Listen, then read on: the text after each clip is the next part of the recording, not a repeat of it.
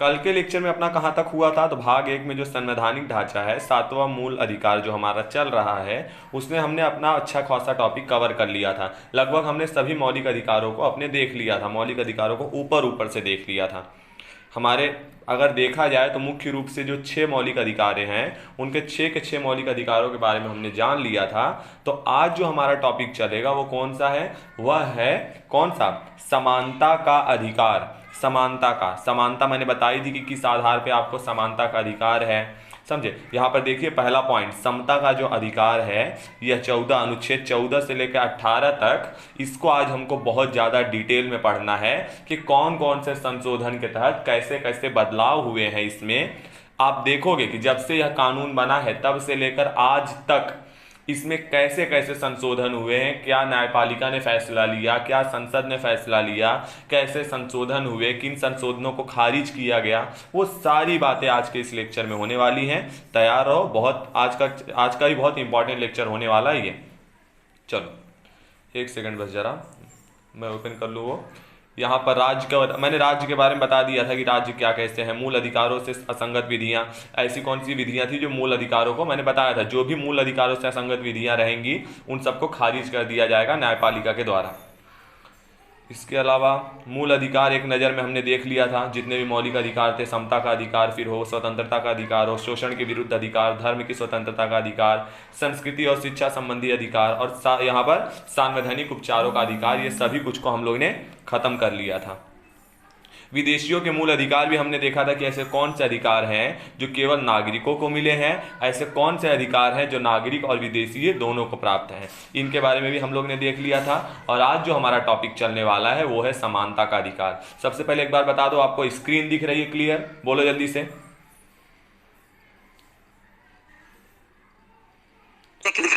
ठीक, कोई बात नहीं, आज एक लंबी दूरी तय करनी है तो बहुत जल्दी थक मत जाना, मैं पहले ही बोल दे रहा हूं, समझे। तो चलो शुरू करते हैं। समानता का अधिकार, समानता का अधिकार 14 से लेकर, अनुच्छेद 14 से लेकर 18 तक में है।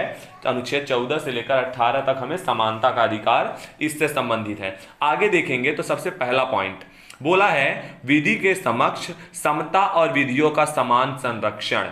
कि क्या होती है विधि, विधि का मतलब कोई, मैंने बताया था कल की विधि का अर्थ क्या होता है, कोई कानून हो गया, कोई भी अध्यादेश हो गया जो सरकार के किसी भी अंग द्वारा जारी किया गया हो, विधि कहलाता है। अब विधियों के समान क्या है, विधियों के समक्ष, न्याय के समक्ष, कानून के समक्ष सभी को एक समान रूप से देखा जाना, यही है क्या, विधियों के समक्ष समानता, विधियों का समान संरक्षण जो सब पर समान रूप से लागू होगा। देखते हैं इसमें क्या बोला है। बोला है अनुच्छेद 14 में कहा गया है कि राज्य भारत के राज्य क्षेत्र में किसी व्यक्ति को विधि के समक्ष समता से या विधियों के समान संरक्षण से वंचित नहीं करेगा। सभी को एक नज़र से, किसी को किसी प्रकार का भेदभाव नहीं किया जाएगा।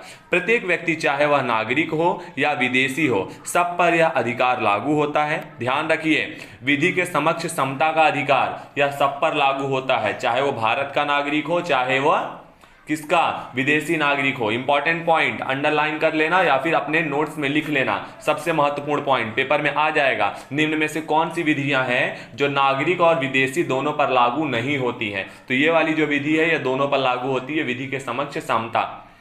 आगे बोला है, इसके अतिरिक्त व्यक्ति शब्द में विधिक व्यक्ति अर्थात सांविधानिक नियम, कंपनियां, पंजीकृत समितियां, यहाँ पर समितियां या किसी भी अन्य तरह का विधिक व्यक्ति सम्मिलित है। मैंने वही बताया कि विधि किसे कहा जाएगा, विधि का मतलब मैंने कल ही आपको बताया था कि यहाँ पर विधि के समक्ष जो व्यक्ति नाम का शब्द है, इस व्यक्ति को क्या क्या बोला जा सकता है। बोला जा रहा है कि संवैधानिक कोई निगम हो वह भी व्यक्ति कहलाएगा, कोई कंपनी हो वह भी व्यक्ति कहलाएगा, पंजीकृत समितियां हो वह भी व्यक्ति कहलाएगा। इस तरीके से कोई भी प्रावधान, मतलब जो कहते हैं कि ये होंगे, ये सब व्यक्ति कहलाएंगे।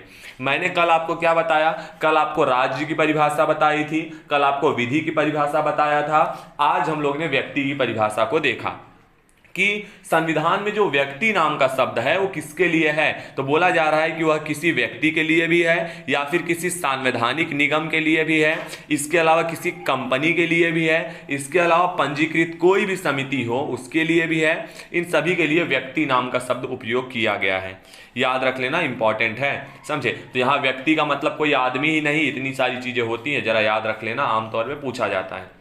चलिए, बोला गया है यहाँ पर विधि के समक्ष जो समता नामक शब्द है, ये विचार यह कहाँ से लिया गया है? ब्रिटिश मूल का है, मतलब ब्रिटिश संविधान से, ब्रिटिश शासन से लिया गया है। जबकि विधियों के समान संरक्षण को अमेरिका के संविधान से लिया है। विधियों के समक्ष समता और विधियों का समान संरक्षण, मतलब जो कानून होगा उससे सभी को एक समान संरक्षण प्रदान होगा, और जो कानून होगा वो सभी के लिए एक समान होगा।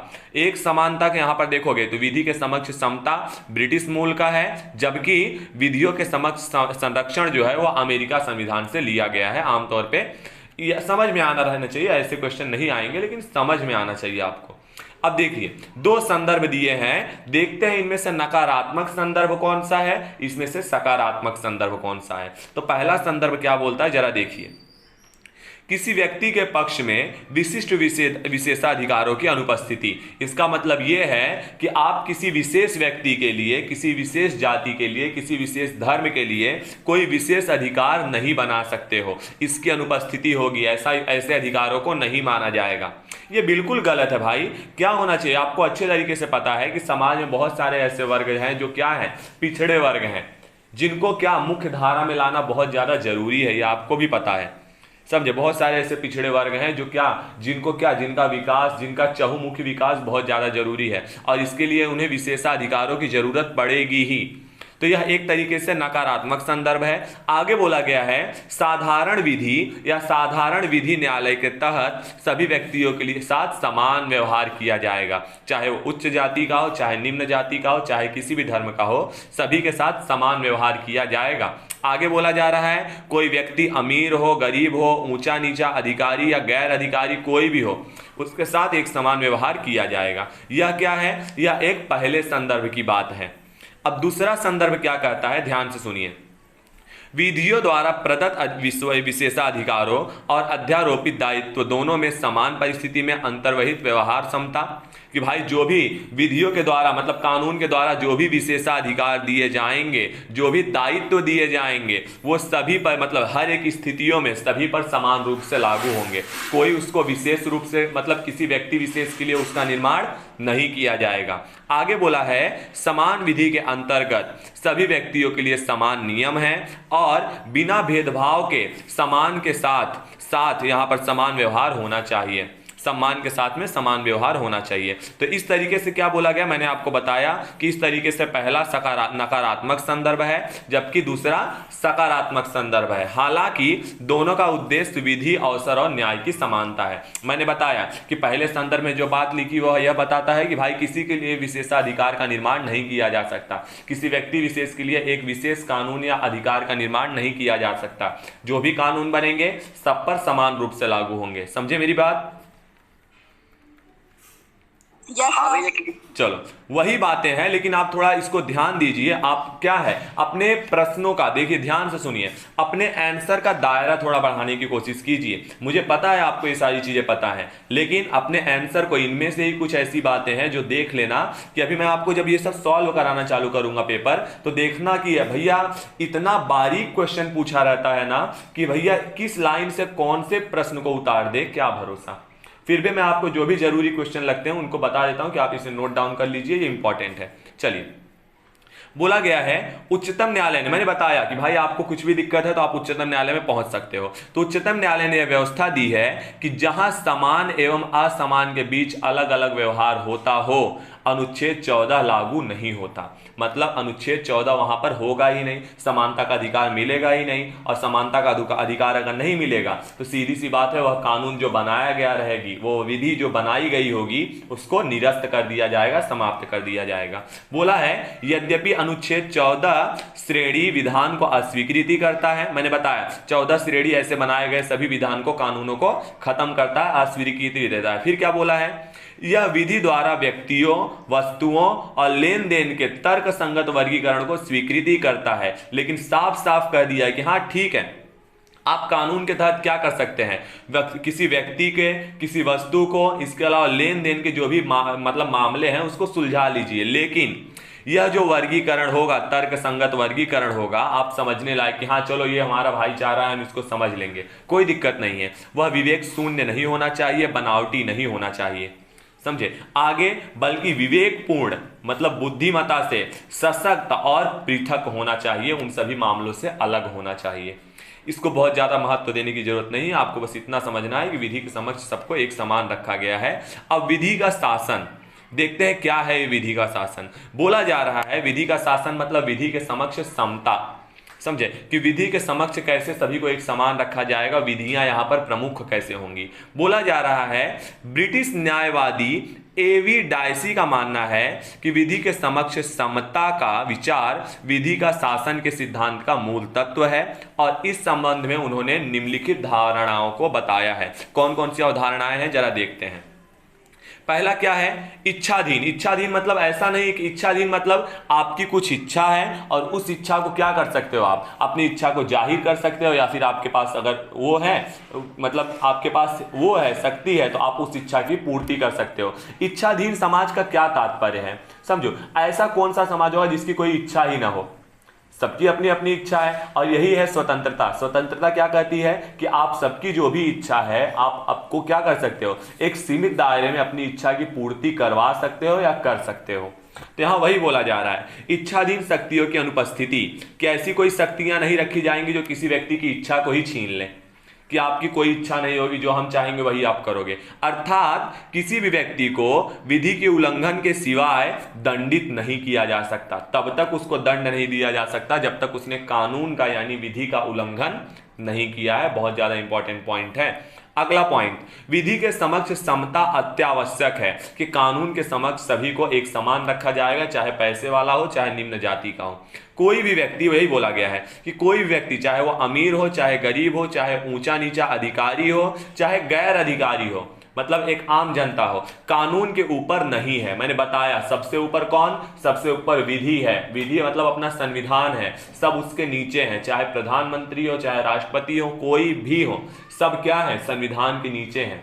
याद रख लेना, सबसे ऊपर है कानून, समझे, याद रहेगा। मैंने आपको पहले भी सारी चीजें बता चुका हूं ना। ठीक है, आगे क्या बोला है। हाँ बोलो बाबू, चलो आगे बढ़ते हैं। व्यक्तिगत अधिकारों की प्रमुखता, इसके अलावा संविधान व्यक्तिगत अधिकारों का परिणाम है, कि भाई व्यक्तिगत अधिकारों की मतलब अधिकार की स्वतंत्र, व्यक्तियों का अधिकार कौन देता है, सीधी सी बात है, यहां पर हमारा संविधान देता है। तो वही बोला जा रहा है कि संविधान व्यक्तिगत अधिकारों का परिणाम है, जैसा कि न्यायालयों द्वारा इसे परिभाषित और लागू किया गया है। ध्यान से सुनिए, न्यायालय क्या कहते हैं, यहां पर क्या बोला है, न कि संविधान व्यक्ति के अधिकारों का स्रोत है। मैं फिर से बता रहा हूं, न्यायालय ने क्या कहा है, उच्चतम न्यायालय ने कहा है कि संविधान व्यक्ति के अधिकारों का परिणाम है, न कि संविधान व्यक्ति के अधिकारों का स्रोत है। यह व्यक्ति के अधिकारों को जन्म नहीं देता, यह व्यक्ति के अधिकारों का परिणाम है। व्यक्ति के पास अपने अधिकार हैं, उन्हीं अधिकारों की वजह से संविधान है, समझे। तो याद रख लेना कि पेपर में सवाल क्या आएगा, ध्यान से सुनिए। अब देखो सवाल कैसा होगा, सवाल कुछ ऐसा होगा कि न्यायालय ने संविधान को निम्न में से किस रूप में परिभाषित किया है। सबसे पहला पॉइंट, संविधान व्यक्ति के अधिकारों का परिणाम है, संविधान व्यक्ति के अधिकारों का स्रोत है, या फिर संविधान व्यक्ति के अधिकारों का, ऐसे कोई भी 4 पॉइंट दे देंगे। तो याद रख लेना, संविधान व्यक्ति के अधिकारों का परिणाम है, न कि व्यक्ति के अधिकारों का स्रोत है। यह व्यक्ति के अधिकारों को जन्म नहीं देता, यह व्यक्ति के अधिकारों के लिए क्या करता है, व्यक्ति के अधिकारों के लिए लड़ता है। इसमें कुछ पाबंदी दी गई है कि व्यक्ति के अधिकारों के लिए क्या है, वह जिम्मेदार है। वह किसको इसके लिए जिम्मेदार ठहराता है, तो हमारी न्यायपालिका को, कि आपकी जवाबदेही है कि किसी भी व्यक्ति का अधिकार उससे छीना ना जाने पाए। समझे मेरी बात, बोलो।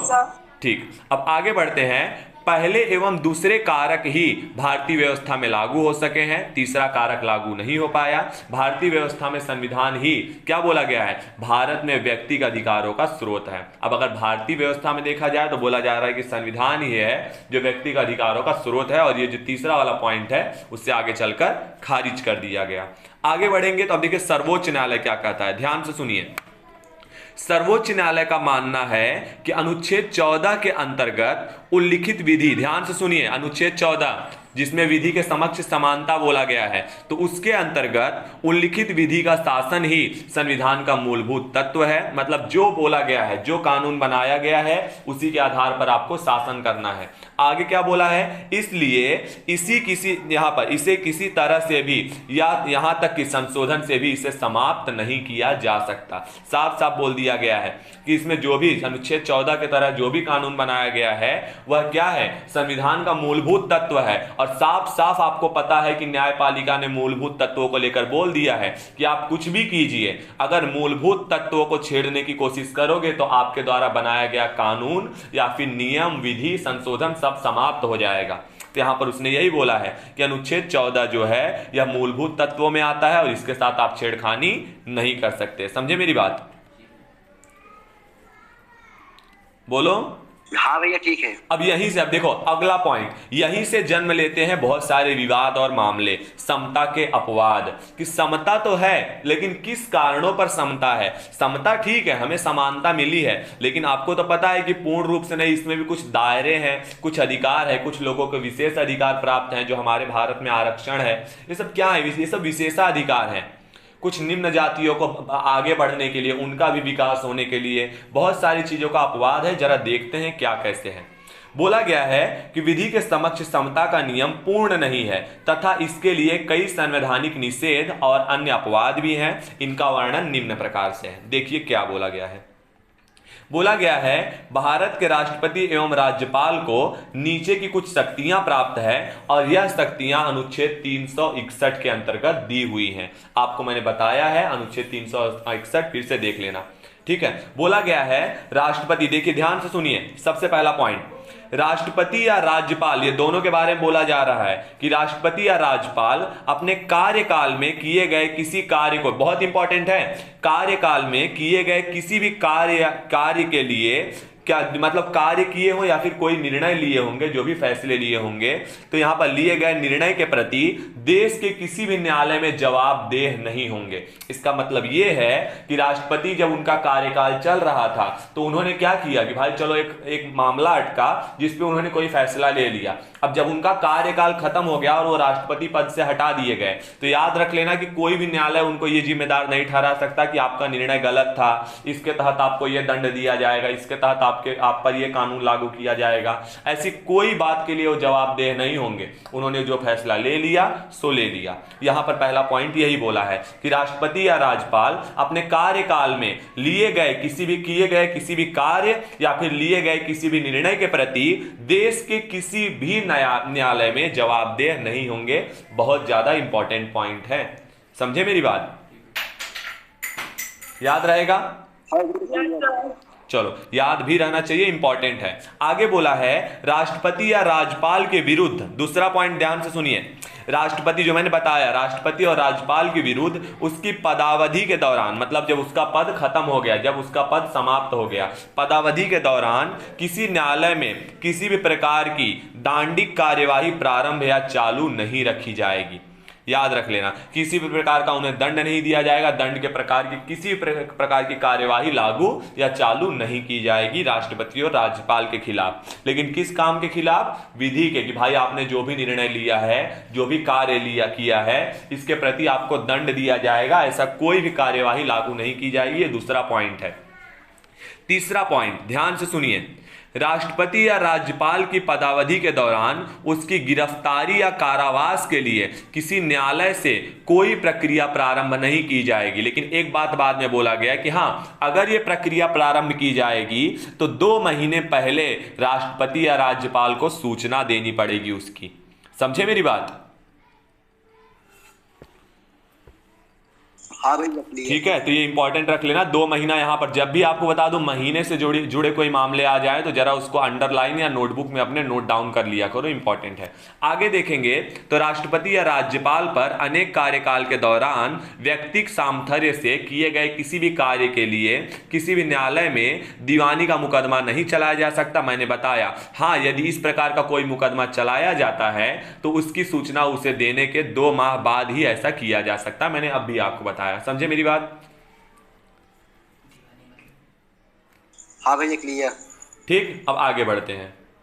अब आगे देखेंगे तो किसी भी व्यक्ति यदि संसद के या फिर देखो ध्यान सुनना, कोई भी व्यक्ति यदि संसद के या राज्य विधानसभा के दोनों सदनों या दोनों सदनों में से किसी एक की सत्य कार्यवाही से संबंधित विषय वस्तु का प्रकाशन, वही मैंने बताया अभी, आपको पता है कि नहीं, ये लेटेस्ट में यह घटना घटी थी। घटना कुछ ऐसी घटी थी कि एक मीटिंग हो रही थी, तो देखो केजरीवाल को यह दिखा देना चाहिए था कि ऐसा प्रावधान है और आप इस पर किसी भी प्रकार का निर्णय नहीं ले सकते हो। ध्यान से सुनिए, कार्यवाही नहीं कर सकते हो। हुआ क्या कि एक मीटिंग चल रही थी, ऑनलाइन मीटिंग। आपको पता है कि भैया कोरोना काल में सब मतलब जितने भी मतलब राज्य के मंत्री, जितने भी राज्य के प्रमुख थे, मुख्यमंत्री थे, और यहाँ पर इसके अलावा हमारे मोदी जी थे, इनके क्या थे, इनके बीच में मीटिंग चल रही थी। तो जो हमारे ये थे, क्या नाम था, केजरीवाल जी थे, दिल्ली के वो है हमारे मुख्यमंत्री। केजरीवाल ने क्या किया, इन्होंने वो चीज को मतलब इनका जो प्रोटोकॉल था उसको वायरल करवा दिया सोशल मीडिया पर। अब सोशल मीडिया पर वायरल करवा दिया तो वो चीज सब देख रहे थे, तो फिर सबको दिक्कत, मतलब बाकी सब, मोदी सरकार ने इनके ऊपर क्या कहा कि अगर आपने ऐसा फिर से किया तो आप पर क्या कर सकते हैं, कार्यवाही कर सकते हैं, या फिर आपको मतलब ऐसी मीटिंग का हिस्सा नहीं बनाया जाएगा। तो यहां पर ध्यान से सुनिए, इस बात को यहां पर साफ साफ लिखा गया है। उनको यह कानून दिखा देना चाहिए था कि अनुच्छेद 361 का में यह कानून दिया है। ध्यान से सुनिए, यह कानून पढ़िए और समझिए क्या है, बहुत इंपॉर्टेंट है, पेपर में आ सकता है, बहुत बहुत बहुत ज्यादा इंपॉर्टेंट है। ध्यान से सुनिए, कोई भी व्यक्ति यदि संसद के, राज्य विधानसभा के या फिर दोनों सदनों के या फिर दोनों सदनों में से किसी एक पर क्या करेगा, किसी एक की सत्य कार्यवाही से संबंधित विषय वस्तु का प्रकाशन या समाचार पत्र में कर दे या रेडियो पर कर दे या टेलीविजन पर करता है तो उस पर किसी भी प्रकार का दीवानी या फौजदारी मुकदमा देश के किसी भी न्यायालय में नहीं चलाया जाएगा। इस बात का उल्लेख कहां है, अनुच्छेद 361 क में है। लेकिन हां, आप अफवाह फैलाओगे तो फंस जाओगे, लेकिन आपने अगर सत्य कार्यवाही पर संबंध में अगर कोई बात को फैलाया तो उससे कोई डरने की जरूरत आपको नहीं है। समझे मेरी बात? हाँ भैया ठीक है। ये बहुत इंपॉर्टेंट है बाबू। आज के समय पर ये देखोगे तो बहुत सारे पत्रकार इस मामले में जेल में जा रहे हैं, पता है कि नहीं तुमको? हाँ भैया पता है, लेकिन ये लोग संविधान पढ़े ही नहीं है, तो लोग समझाए कौन। अब आपको अब आप पढ़ लियो ना, अब आप जाओगे ना, काहे टेंशन ले रहे हो? ठीक, हाँ सर। चलो तो आगे बढ़ते हैं, बहुत इंपॉर्टेंट है, इसे अंडरलाइन कर लेना, पेपर में पूछा जा सकता है। समझे कि अनुच्छेद 361 क में निम्न में से कौन सी बात का समावेश है, तो आपको पता होना चाहिए। अब आगे देखते हैं अनुच्छेद 105 में क्या दिया है। बोला गया है संसद में, मैंने सभी अनुच्छेदों को आपको ऊपर ऊपर से पढ़ा दिया है, जस्ट उसमें जुड़ी बातों को देख रहे हैं हम। संसद में या किसी समिति में, ध्यान से सुनिए, संसद के किसी सदस्य द्वारा कही गई, आपको पता है ना कि नॉर्मली अगर आप संसद भवन में देखो या विधान मंडल में देखो तो कितना झगड़ा चलता रहता है, कितना मतलब एकदम कुर्सी उर्सी उठा लेते हैं मारने उड़ने के लिए। समझे, मतलब क्या क्या नहीं हो जाता, दो पक्ष आपस में लड़ जाते हैं, भिड़ जाते हैं, मालूम पड़ा बाहर निकल रहे हैं तो सर और फोड़वा के निकल रहे हैं। तो जो भी रहेगा, यहां पर बता दूं कि अगर संसद में किसी व्यक्ति ने किसी को दूसरा कुछ बोल दिया, आपको पता है विरोधी नेता है, कुछ न कुछ तो बोलेंगे ही हमेशा, उतना तो होता ही रहता है। तो यहां पर कोई एक व्यक्ति ने अपने प्रतिपक्षी को कुछ बोल दिया तो उसके लिए भैया कोई कार्यवाही नहीं होगी। समझे?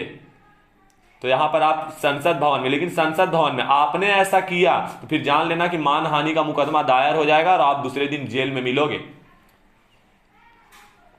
समझे मेरी बात?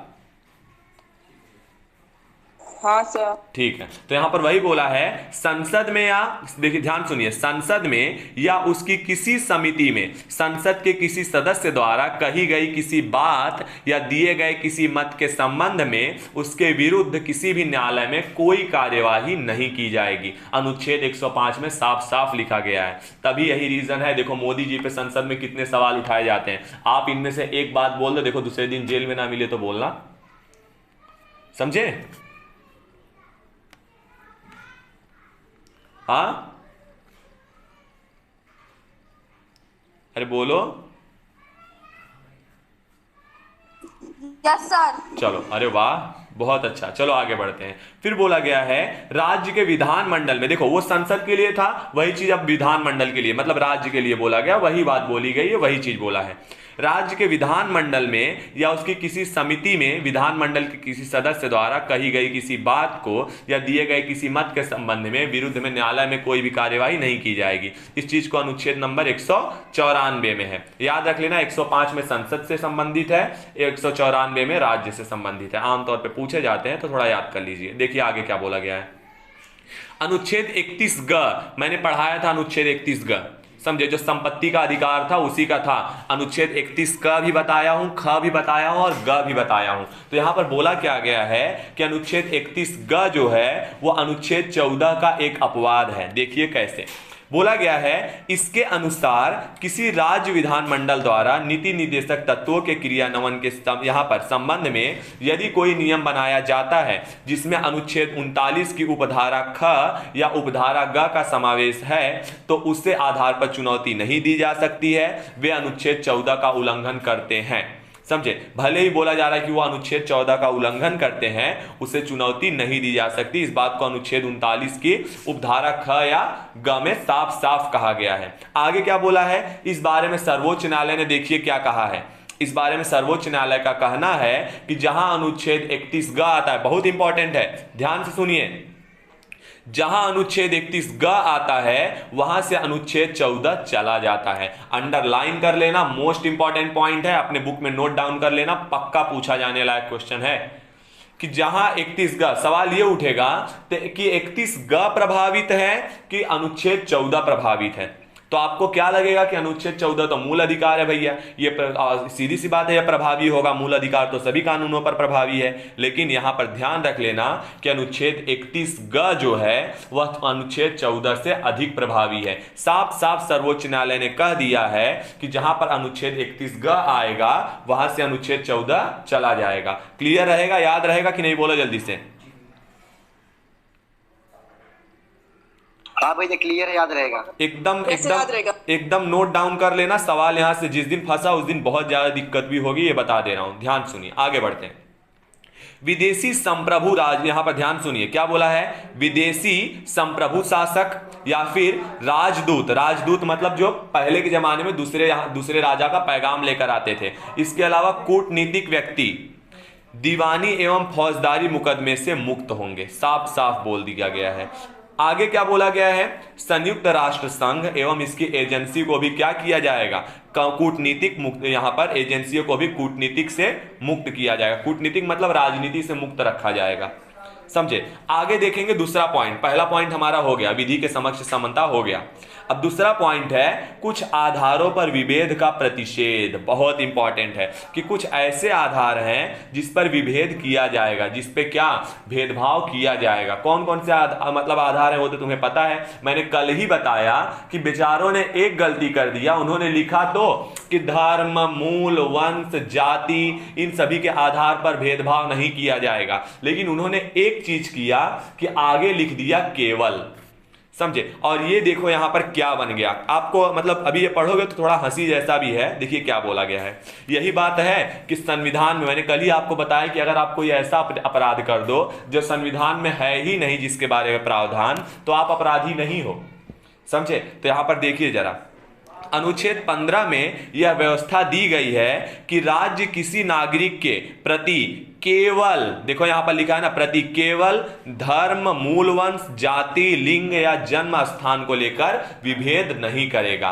फिर देखिए ध्यान सुनिए, इसमें दो कठोर शब्द व्यवस्था है, पहला विभेद, दूसरा केवल। बोला क्या गया है, विभेद का अभिप्राय किसी के विरुद्ध, विपरीत मामला या अन्य के प्रति उसके पक्ष में न रहना है। केवल शब्द का अभिप्राय है कि अन्य आधारों पर मतभेद किया जा सकता है। नहीं समझे इस मुद्दे को?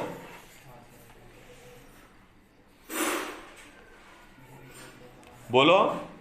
नहीं सर। समझाता हूं बाबू, यहां पर साफ साफ कहा गया है, यहां पर बोला है कि अनुच्छेद 15 में क्या बोल दिया है कि भैया कोई भी नागरिक रहेगा, कोई भी राज्य का नागरिक होगा, उसके साथ में केवल धर्म, मूलवंश, जाति, लिंग या जन्म के आधार पर विभेद नहीं किया जाएगा।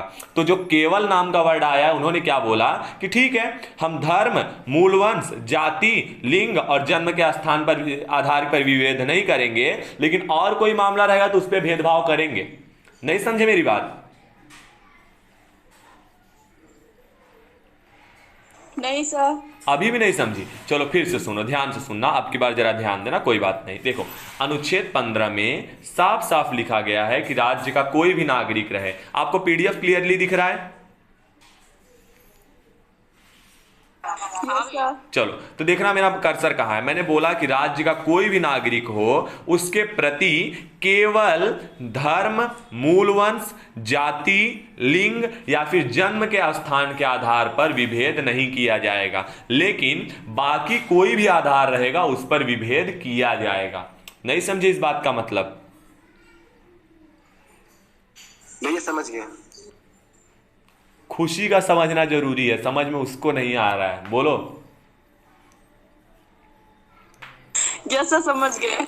चलो ठीक है, बाद में लेक्चर क्लास में हम लोग इस पे बातचीत कर लेंगे, डोंट वरी। चलो आगे देखते हैं। तो यहां पर यही बोला गया है कि केवल शब्द का मतलब यही है कि बाकी जो भी अन्य आधार होंगे, किसी भी आधार पर विभेद किया जा सकता है, इन आधारों को छोड़कर। देखिए अनुच्छेद 15 और क्या बोलता है, देखिए क्या बोला है कि अनुच्छेद 15 की दूसरी व्यवस्था में कहा गया है कि कोई नागरिक केवल धर्म, मूलवंश, जाति, लिंग, जन्म स्थान या इनमें से किसी आधार पर, जैसे कि ध्यान से सुनिए, दुकानों के, सार्वजनिक भोजनालयों के, ध्यान से सुनिए, होटलों में, सार्वजनिक मनोरंजन के स्थानों पर या पूर्णतः या भागतः राजनिधि से पोषित या साधारणतः जनता के उपयोग में लाए जाने वाले समर्पित कुआं। आपको पता है ना, कुएं में क्या होता था गांव में कि भाई उच्च वर्गों के लिए अलग कुआं, निम्न वर्गों के लिए अलग कुआं, या फिर तालाब या फिर स्नान घाट दायित्व, निर्बंधन या शर्त के अधीन नहीं होगा, कि भैया ऐसा कोई भी भेदभाव इसके तहत नहीं किया जाएगा। समझे? यहां पर वही बोला है कि दुकान हो गया, दुकान पर क्या होगा कि भैया ऐसा नहीं कि उच्च वर्गों के लिए अलग दुकान है, निम्न वर्गों के लिए अलग दुकान है। अगर सार्वजनिक भोजनालय है तो वहां पर बाहर ऐसा बोर्ड नहीं लगा रहना चाहिए कि केवल ब्राह्मण वर्ग के लोग खा सकते हैं।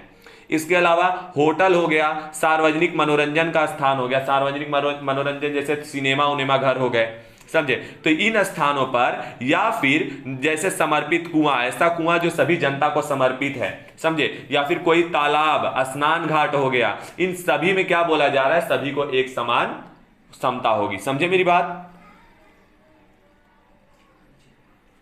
बोलो। यस हाँ सर। भाई, ये क्लियर। आगे क्या बोला है, यह प्रावधान राज्य एवं व्यक्ति दोनों के विरुद्ध विभेद का प्रतिषेध करता है कि ना राज्य के लिए ना व्यक्ति के लिए भेदभाव इस पर नहीं होना चाहिए, जबकि पहले प्रावधान में केवल राज्य के विरुद्ध ही प्रतिषेध का वर्णन है। ध्यान से सुनिए, पहले प्रावधान जो था उसमें क्या था, केवल राज्य के बारे में, लेकिन दूसरे में क्या है, राज्य और व्यक्ति दोनों के लिए बताया जा रहा है कि चाहे जो भी होगा, इधर पर किसी प्रकार का भेदभाव नहीं किया जाना है।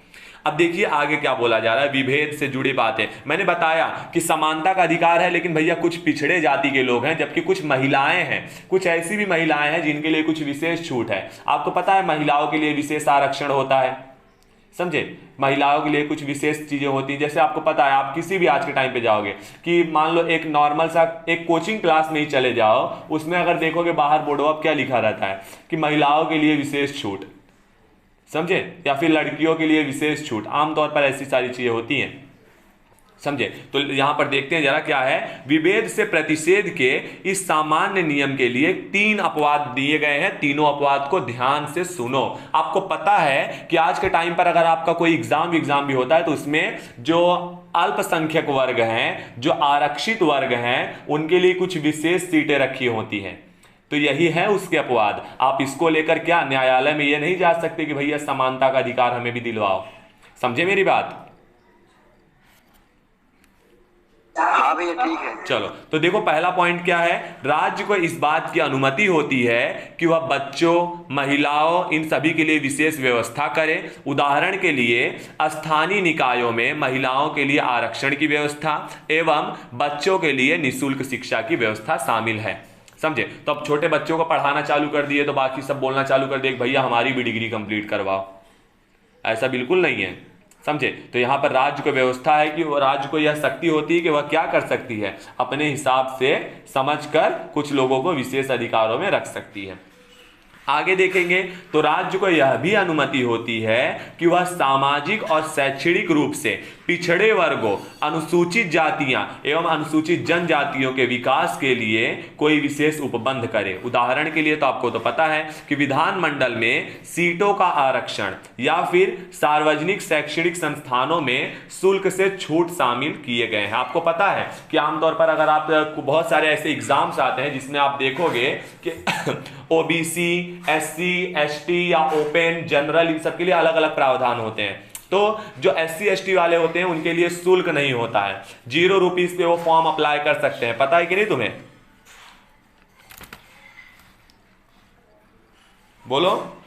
हाँ तो ऐसे बहुत सारे प्रावधान हैं। तीसरा देखो राज्य को क्या अधिकार है। राज्य को यह अधिकार है कि वह सामाजिक, शैक्षणिक इस रूप से पिछड़े लोगों या अनुसूचित जाति या जनजाति के लोगों के उत्थान के लिए क्या कर सकती है, शैक्षणिक संस्थाओं में प्रवेश के लिए छूट संबंधित कोई भी नियम बना सकती है। और यही आगे क्या बोला गया है कि ये शैक्षणिक संस्थान राज्य से अनुदान प्राप्त निजी या अल्पसंख्यक किसी भी प्रकार के हो सकते हैं। समझे? या तो राज्य के हो सकते हैं या तो निजी यानी प्राइवेट जो स्कूल हो सकते हैं वहां से भी हो सकते हैं। तो यह दोनों भी हो सकते हैं, राज्य इनमें नियम बना सकता है। जैसे आमतौर पर बोला जाता है ना कि प्राइवेट स्कूल है इसमें राज्य कोई नियम नहीं बना सकता, ऐसा बिल्कुल नहीं है।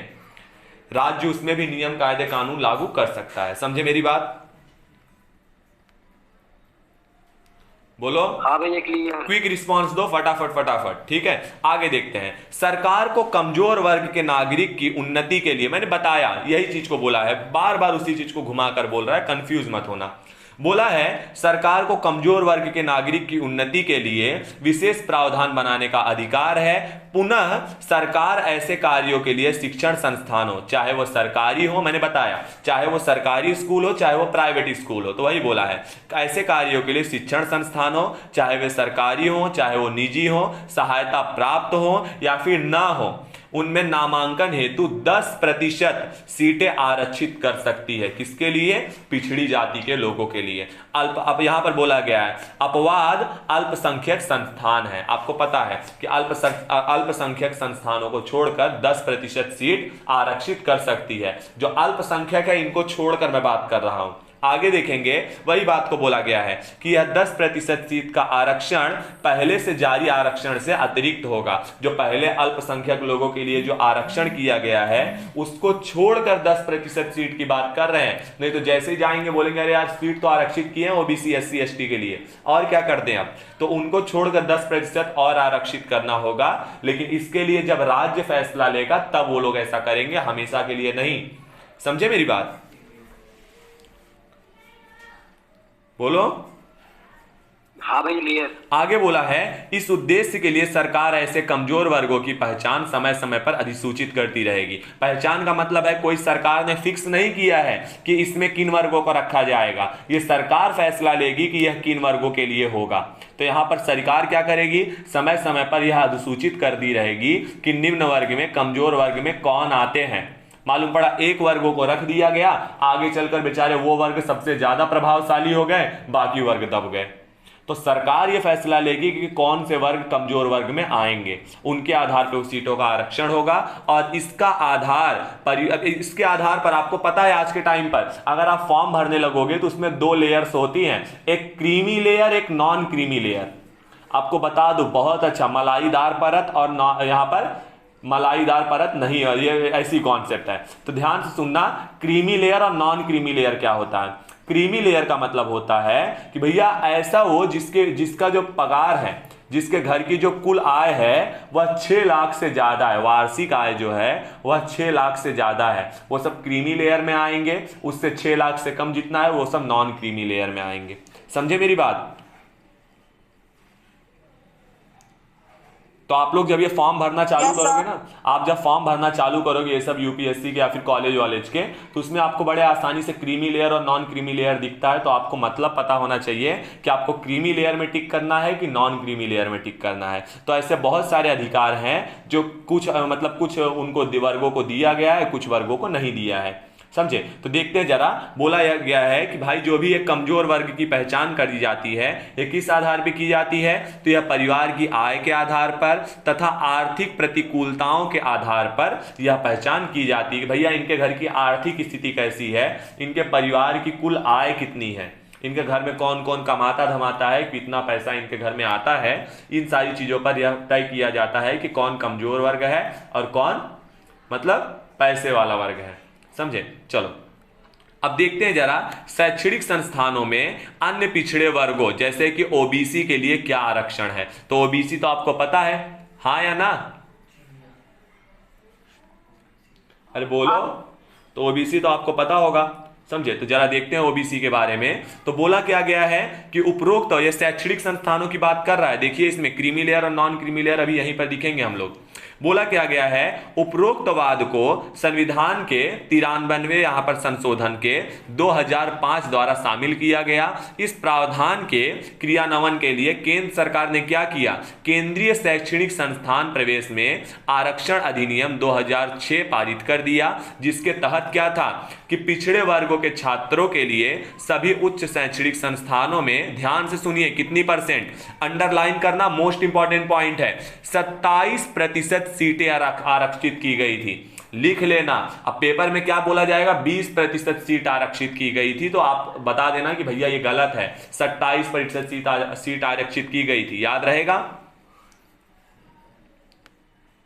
बोलो। Yes, sir. अब इसमें देखो इसमें कौन से संस्थान हैं, तो इसमें आईआईटी जो आप लोग जानते हो इंडियन इंस्टीट्यूट ऑफ टेक्नोलॉजी, और आईआईएम, ये सब में यहां पर इंडियन इंस्टीट्यूट ऑफ मैनेजमेंट जैसे संस्थान भी शामिल हैं। आगे क्या बोला गया है, अप्रैल 2008 में उच्चतम न्यायालय ने दोनों यहां पर अधिनियमों की वैधता पर मुहर लगा दी, मतलब उच्चतम न्यायालय ने भी इसे मान्यता दे दी। लेकिन न्यायालय ने केंद्र सरकार को यह आदेश दिया है कि वह इसमें क्रीमी लेयर के सिद्धांत का पालन करे। अब आपको पता है कि क्रीमी लेयर, मैंने अभी आपको बताया कि क्या होती है क्रीमी लेयर। तो देखते हैं जरा एक बार ध्यान से फिर से कि क्रीमी लेयर का मतलब ऐसे वर्ग होते हैं जो पिछड़े वर्ग के विभिन्न तबकों से छात्र क्रीमी लेयर श्रेणी में आते हैं। जो पिछड़े वर्ग से जुड़ाव रखते हैं वो क्रीमी लेयर में आते हैं, जो पिछड़े वर्गों से जुड़ाव नहीं रखते हैं वो नॉन क्रीमी लेयर में आते हैं। समझे मेरी बात, मतलब 6 लाख से कम तो क्रीमी लेयर में, 6 लाख से ज्यादा तो नॉन क्रीमी लेयर में। और यही नहीं, आपको बता दूं इस पे समय समय पर बहुत सारे चेंजेस किए गए हैं। शुरू में इसका प्रावधान केवल 1 लाख था, फिर बढ़कर 1.5 लाख हुआ, फिर 2.5 लाख हुआ, फिर 4 लाख, 6 लाख, ऐसे मतलब जैसे जैसे आप देखोगे कि अर्थव्यवस्था बढ़ रही है घट रही है, उस हिसाब से क्या किया जा रहा है, क्रीमी लेयर में चेंजेस किया जा रहा है। तो इस समय 6 लाख है, समझे मेरी बात। Yes, sir. तो यहां पर क्रीमी लेयर का मतलब जिनका इस समय पर क्या हो रहा है, जो जिनके घर की आय, परिवार की आय, वार्षिक आय 6 लाख से कम में है, वो सब क्रीमी लेयर में आते हैं। तो चलो देखते हैं क्रीमी लेयर के बारे में। यहां पर बोला है जिन्हें इस आरक्षण का लाभ नहीं मिलेगा, देखते हैं वो कौन कौन है। तो क्रीमी लेयर का देखते हैं कि कौन कौन ऐसे लोग हैं जिनको क्रीमी लेयर का जो आरक्षण है उसका लाभ नहीं मिलेगा। तो सबसे पहला पॉइंट मैंने बताया था, अगर आप अधिकारी बन जाते हो तो आप क्या हो जाते हो, आप वीआईपी लोग में गिने जाओगे, तब आप क्रीमी लेयर में नहीं माने जाओगे। आपके राशन कार्ड जो भी है वो जब्त कर लिए जाएंगे। वो जब्त मतलब कि वहां से आपका नाम वहां हटा दिया जाएगा। राशन कार्ड किसके लिए हैं, जो राशन कार्ड है आपके वो किसके लिए हैं, वो नॉर्मली उन वर्गों के लिए है जो कमजोर वर्ग में आते हैं, समझे। तो यहां पर आप वीआईपी में आ जाओगे, अब आप कमजोर वर्ग में नहीं आए हो, आप देश के एक मुख्य नागरिक बन चुके हो। तो ये सब प्रावधान जितने भी अधिकारी होते हैं, सरकार से जुड़े जितने भी अंग होते हैं, इन सभी से ये धीरे धीरे ये मतलब ये सारी चीजें क्रीमी लेयर में नहीं आती है। तो देखते हैं क्या बोला है, संवैधानिक पद धारण करने वाले व्यक्ति, देखो कौन कौन है इसके अंदर, याद कर लो। संवैधानिक पद धारण करने वाले व्यक्ति जैसे कि राष्ट्रपति, उपराष्ट्रपति, उच्चतम या फिर उच्चतम न्यायालय के न्यायाधीश, इसके अलावा संघ लोक सेवा आयोग के अध्यक्ष और सदस्य, आपको बोला जा रहा है आप सदस्य हो, अध्यक्ष नहीं हो बे, सदस्य हो, समझे? आप लोग सदस्य हो संघ लोक आयोग सेवा के अध्यक्ष और सदस्य, ऐसे ही राज्य लोक सेवा आयोग के अध्यक्ष और उनके सदस्य, मुख्य निर्वाचन आयोग के आयुक्त, नियंत्रक एवं महालेखा परीक्षक, ये सभी क्या होंगे? क्रीमी लेयर में नहीं आएंगे। नहीं समझे मेरी बात?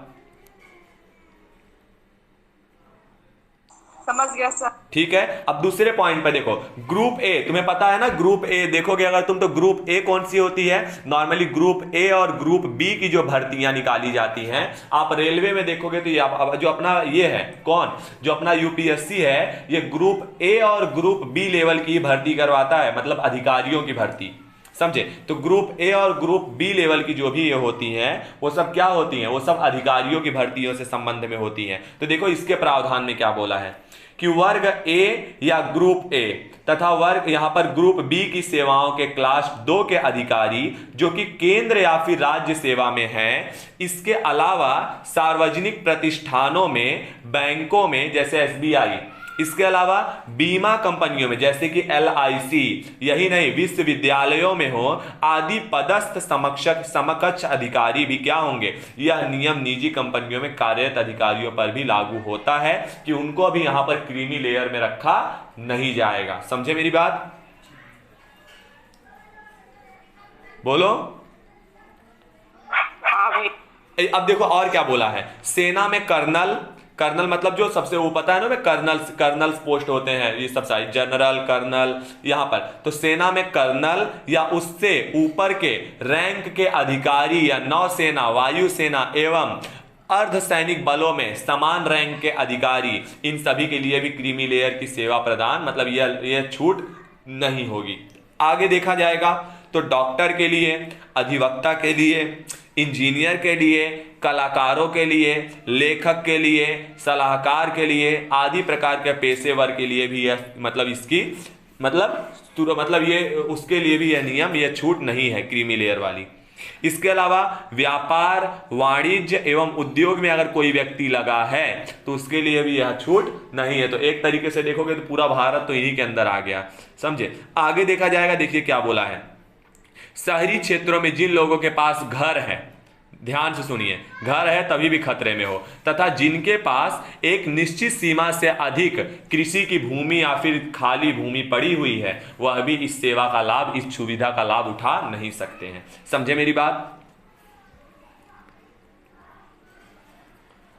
Yes sir. ठीक है, अब देखिए क्या बोला गया है, मैंने बताया कि समय समय पर इसमें बदलाव किए गए हैं। तो बोला है जिन लोगों की सालाना आय 4 सालाना मतलब वही वार्षिक साल भर की आय 4.5 लाख से अधिक है, या जिनके पास एक छूट सीमा से अधिक संपत्ति है, उससे ज्यादा पैसा, संपत्ति का अधिकार जिसे कहा जाता है। तो 1993 में जबकि मलाईदार परत यानी क्रीमी लेयर के बारे में बात की जा रही है, हदबंदी लागू की गई थी, यह 1 लाख थी। शुरू में देखोगे तो 1993 में यह 1 लाख थी, फिर बाद में क्या हुआ, बाद में 2004 में यह बढ़कर 2.5 लाख हो गई, और फिर क्या हुआ, फिर आप देखोगे कि 2008 में यह 4.5 लाख हो गई, और फिर आज के समय पर 2013 से यह कितना हो गई है, यह 6 लाख रुपए हो चुकी है। कि आज के समय में क्रीमी लेयर में कौन यहां पर जो 6 लाख से कम वाले हैं वह समझे क्रीमी लेयर में आते हैं। समझे मेरी बात?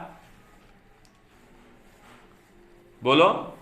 हाँ सर। तो यहां पर वही बोला है कि जिनकी उस समय पर बात की गई थी कि जिनकी सालाना आय 4 लाख से अधिक है, या फिर उनके पास एक छूट से संबंधित से भी ज्यादा राशि है, तो उनको इस लेयर में शामिल नहीं किया जाएगा। तो क्रीमी लेयर आपको समझ में आया क्या होता है? बोलो। हाँ सर। हाँ, तो अब दूसरे पॉइंट पर बढ़ेंगे जिसका नाम क्या है, ध्यान से सुनिए, आर्थिक रूप से कमजोर वर्गों के लिए शैक्षणिक संस्थानों में क्या क्या आरक्षण है। कि अगर आप आर्थिक रूप से, जैसे कि बोला जाता है कि आप स्कूल कॉलेजेस की फीस भरने में सक्षम नहीं है, तो क्या है यहां पर आप क्या कर सकते हैं, आपको क्या आरक्षण है, क्या सुविधा दी है सरकार के द्वारा, उसके बारे में देखते हैं। तो बोला क्या गया है, उपरोक्त अपवाद डी को 103वें संविधान संशोधन 2019 द्वारा जोड़ा गया था। इस प्रावधान को प्रभावकारी बनाने के लिए केंद्र सरकार ने वर्ष 2019 में शिक्षण संस्थानों में, ध्यान से सुनिए, नामांकन के लिए आर्थिक रूप से कमजोर वर्गों के लिए 10% आरक्षण, इंपॉर्टेंट है, 10% आरक्षण संबंधित आदेश जारी कर दिया। इस आरक्षण का लाभ आर्थिक रूप से कमजोर वर्गों के उन व्यक्तियों को मिलेगा जो अनुसूचित जाति से हो या फिर अनुसूचित जनजाति से हो या फिर पिछड़े वर्गों के लिए पहले से जारी आरक्षण की व्यवस्था के आवरित नहीं हो। मतलब उन पिछड़े वर्गों की जो पहले से जो ओबीसी, एससी, एसटी ये सब आरक्षण जिन्हें नहीं मिला है वह उनका भी समावेश इसमें होगा। समझे मेरी बात? बोलो हेलो, हेलो, हेलो, हेलो। हाँ सर। ठीक, आप लोग को आवाज क्लियर आ रही है? हाँ यस सर। आप लोग क्विक रिस्पॉन्स देते रहो, ओके? क्लियर है। चलो अब यहां पर देखिए कि ये नियम किसके किसके लिए। मैंने बोला कि आपको अंतिम तक बने रहना है, मतलब बने ही रहना है, समझे? आगे देखेंगे तो अभी ये नियम किसके किसके लिए, जरा एक बार इसको भी देख लेते हैं। बोला गया है जिन व्यक्तियों के लिए, ध्यान से सुनिए, जिन व्यक्तियों की पारिवारिक वार्षिक आय 6 लाख रुपए से कम है वे आर्थिक रूप से कमजोर वर्ग के रूप में चिन्हित किए जाएंगे और आरक्षण का लाभ उठाएंगे।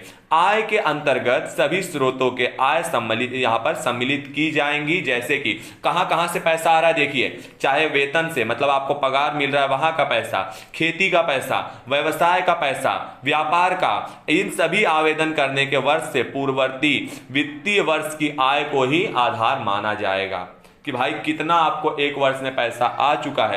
पूर्ववर्ती वित्तीय वर्ष मतलब पिछला जो साल आपका बीता है उस दौरान आपके पास कितना इनकम आई है एक साल में, उसके आधार पर यह आय डिसाइड होगी कि भैया आप क्या इस सुविधा का लाभ मतलब उठा पाओगे कि नहीं उठा पाओगे। समझे मेरी बात? बोलो हेलो।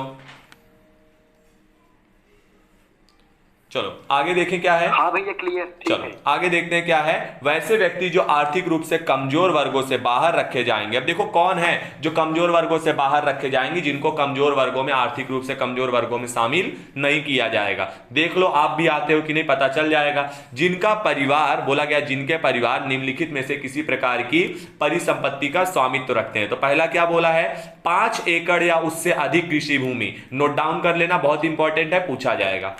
5 एकड़ या उससे अधिक कृषि की भूमि है तो आप क्या कमजोर वर्गों में शामिल नहीं किए जाओगे। 1000 वर्ग फीट या उससे अधिक बड़ा आवासीय फ्लैट है, अगर आपका घर है तो भी आप किसमें, कमजोर वर्ग में शामिल नहीं किए जाओगे।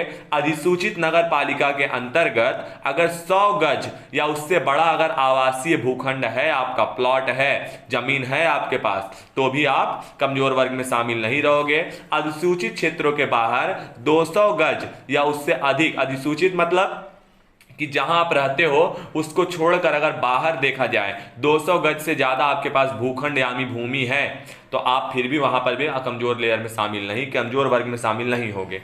आगे क्या बोला है, आर्थिक रूप से कमजोर कोटि दर्जा का निर्धारण करते समय परिवार द्वारा विभिन्न स्थानों पर धारित संपत्ति को एक साथ जोड़कर किया जाएगा कि आप चाहे बैंक में पैसा रखो, चाहे लोन डिपॉजिट करके रखो, चाहे जो भी रहो, आप कहीं पर फिक्स डिपॉजिट करके रखे हो पैसा, चाहे बीमा भर रहे हो, सभी को कैलकुलेट किया जाएगा और बाद में फिर आपके आर्थिक रूप से आपका परिवार कमजोर है या नहीं है यह डिसाइड होगा। बहुत इंपॉर्टेंट है, पूछा जाता है।